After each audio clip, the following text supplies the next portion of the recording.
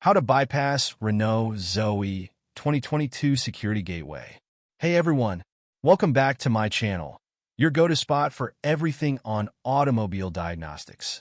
Before we dive in, I have a quick favor to ask. If you haven't yet, please hit that subscribe button, ring the bell for updates, and stick around till the end so you don't miss a thing. And if you enjoy the content, a super thanks would mean the world to us. Let's get started. Bypassing the Renault Zoe Facelift 2020 Security Gateway.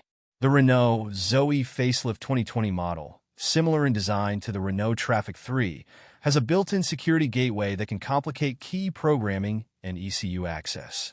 However, it is possible to bypass this security feature using the 40-pin Nissan cable from Lonsdor. Required tool: 40-pin Nissan cable Lonsdor. Connection process: 1. Locate the BCM body control module. Identify the gray cable connected to the BCM. 2. Disconnect the gray cable. Gently pull out the gray cable from the BCM. 3. Connect the 40-pin Nissan cable. Plug the gray cable into the 40-pin cable socket.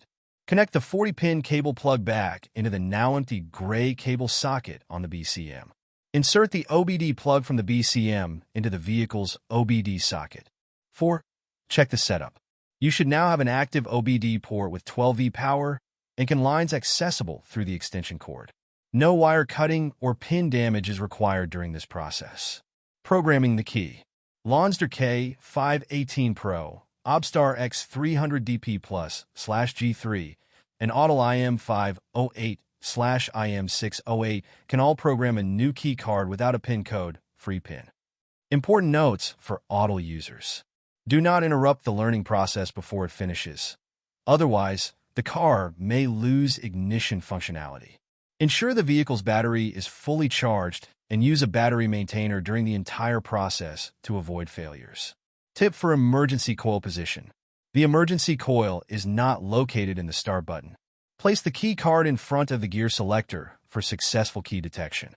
Credit DK Veteran Judge for sharing this effective bypass method. Thanks so much for watching till the end. If this video helped you out, give it a thumbs up and leave a comment. I'd love to hear from you. And before you go, make sure you're subscribed so you don't miss future videos. If you'd like to show extra support, go ahead and tap that super thanks button. Until next time, happy diagnosing.